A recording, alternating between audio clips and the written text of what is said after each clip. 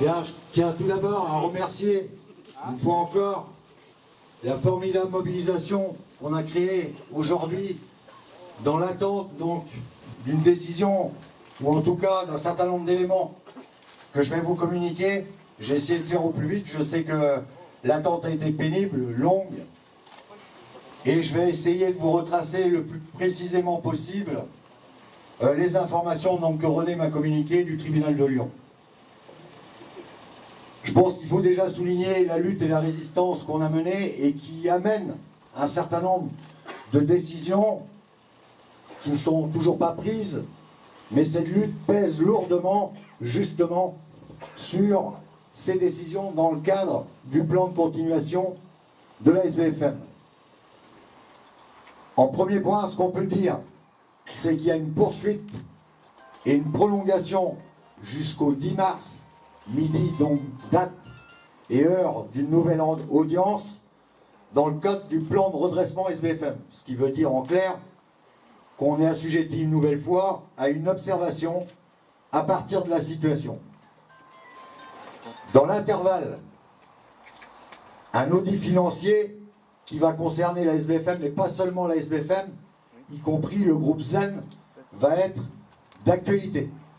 C'est-à-dire on peut considérer aujourd'hui, il faudra attendre confirmation, mais que la SBFM est fait aujourd'hui partie intégrante du groupe Zen, ce qui n'était pas le cas jusqu'à l'heure où je vous parle.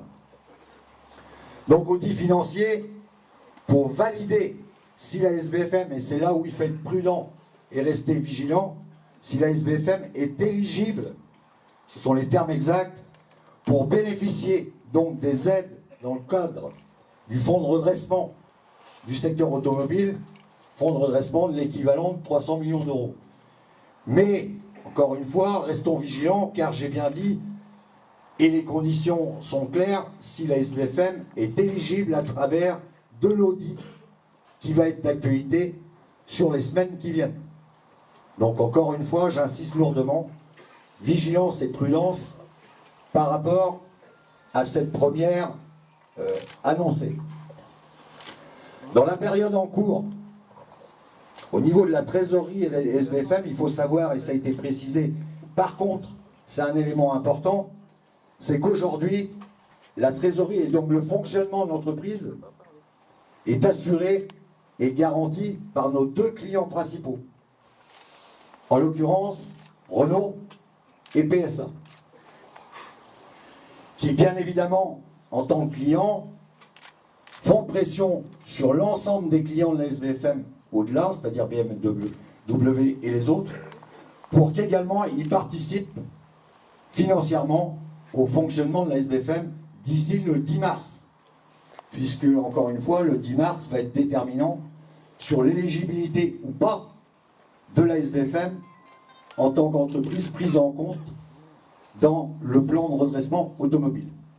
Donc voilà les éléments très succinctement que je peux vous communiquer à partir des décisions qui ont été prises par le tribunal de Lyon, mais qui, au travers de ces décisions, prouvent bien que la lutte que nous menons en étant force de proposition pèse, même si la bataille que nous menons ensemble est loin d'être gagnée. Ce n'est pas une satisfaction en soi aujourd'hui, mais en tout état de cause, la force de proposition que nous avons été au travers des revendications qui sont les nôtres ont été prises partiellement en compte. Et je dis bien partiellement en compte. La lutte, il va falloir bien évidemment la maintenir et l'amplifier à partir du délai prononcé par le tribunal aujourd'hui. Puisque le 10 mars, encore une fois, des décisions plus précises en la matière seront décidées. Donc voilà où on en est aujourd'hui. Je ne peux pas vous communiquer des éléments complémentaires puisque ce sont les seules décisions qui ont été prises. Je précise quand même une chose, deux éléments importants. C'est que ça ne lève pas le voile sur la restructuration éventuelle de la SBFM et donc des suppressions d'emplois et des licenciements qui restent un risque entier Et ça ne lève pas le voile et ça ne répond pas à nos interrogations concernant quelque chose et un élément essentiel, en l'occurrence l'investissement nécessaire pour que la SBFM se pérennise et se développe, non pas sur quelques mois pour gagner du temps, ce qui pourrait être une hypothèse tout à fait plausible, mais durablement, en garantissant bien évidemment l'emploi de chacun d'entre nous.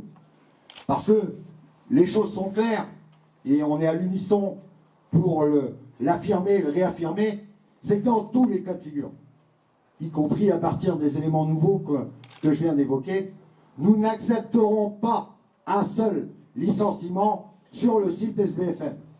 Et ceci, peu importe l'actionnaire, que ce soit l'actionnaire actuel, Garot, qui reste, je rappelle, le seul actionnaire à la date d'aujourd'hui, ou que ce soit demain un éventuel repreneur, ou Renault, comme on l'affirme depuis, au travers de nos revendications, depuis des semaines, des mois. Je crois qu'on reste sur les mêmes bases et exigences légitimes, puisque je l'ai dit et je le redis, la particularité de la SBFM, c'est d'être confronté à un plan amiante qui, déjà, réduit les effectifs depuis de nombreuses années et continue de les réduire d'année en année à partir des départs à hauteur de 40 à 50 salariés tous les ans. Donc on n'acceptera pas, à plus forte raison, bien évidemment, des licenciements sur le site SBFM dans ce cadre-là. On ne fera pas la SBFM de demain, on l'a dit, sans les salariés d'aujourd'hui. Tous les salariés, sans exception. Je l'ai dit, la lutte continue, donc en interne, on tiendra, comme à l'habitude, des assemblées générales pour, vous tenir informé de l'évolution de la situation, 2, pour débattre démocratiquement des décisions qu'on a à prendre pour la poursuite de ces actions, qui sont loin d'être terminées. Je vous remercie encore une fois de votre mobilisation. Pas un seul licenciement à la SBFM. La SBFM doit vivre et la SBFM vivra. Merci. C'est un sursis qui donne des raisons d'espérer, mais qui doit nous rendre extrêmement prudents et vigilants. Comme l'a évoqué le représentant des salariés, l'aspect positif aujourd'hui, c'est que Renault et PSA, faisant eux-mêmes pression sur d'autres industriels, sont en mesure, je pense, de pouvoir peser sur ce dossier dans le bon sens.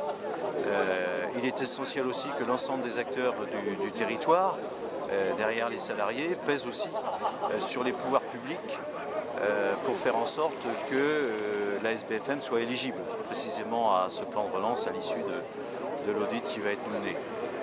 Elle est dans le jeu, pour autant rien n'est gagné d'avance.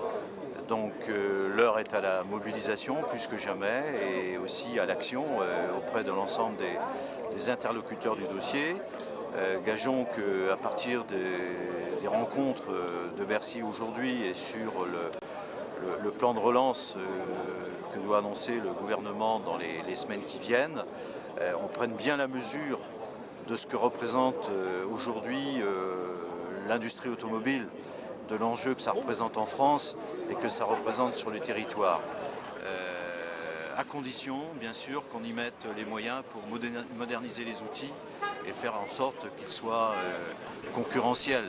Les conditions de travail qui continuent à se dégrader ici pour les salariés, mais aussi pour la qualité de la production, ne sont pas tenables dans le futur. Donc il faut qu'il y ait un véritable plan d'engagement, un vrai projet industriel qui puisse permettre à ce bel outil qui est un fleuron de notre industrie sur le territoire du pays de l'Orient, puisse demain encore bien sûr l'être, mais pour ça il faut qu'on continue cette mobilisation et une action concrète au quotidien que mènent l'ensemble des acteurs, chacun à leur manière, de façon constructive, pour pouvoir défendre cet outil.